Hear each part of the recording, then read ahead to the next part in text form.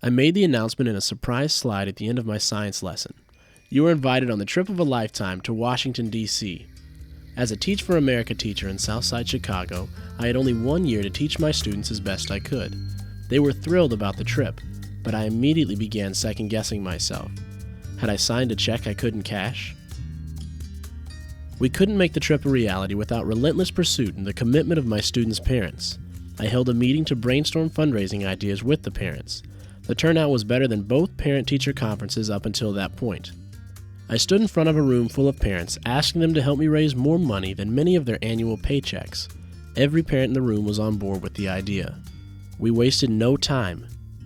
We sold candy after school. Students sold candy to their neighbors. We hosted after-school dances. We had 2 lock-ins. I sent about 200 emails and letters, and we accepted donations from any and everybody we knew. My students' parents were driven by the notion that their child might experience something that could have an unimaginable impact, and for that, they would stop at nothing. With only 7 days before we left for D.C., we did it. We had raised nearly $20,000 in less than 4 months.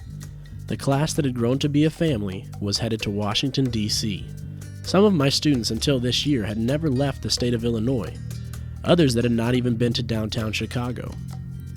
Our schedule was packed, and I kept our kids moving. We hit all of the main sites and then some. I wanted my students to experience history in a way that no textbook could ever do justice. On the last day in D.C., we had some scheduled playtime on the Smithsonian Mall.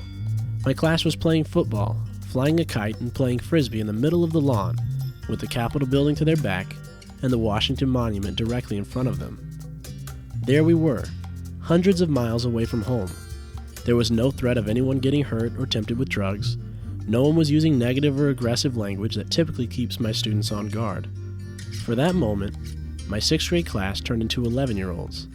Just kids, playing with other kids, and experiencing a world that they may not have known ever existed before. Ultimately, I thought they were just kids, playing the hand they were dealt as best they could. I can only pray that their teachers in the future will realize that and aspire to make what might seem impossible a reality.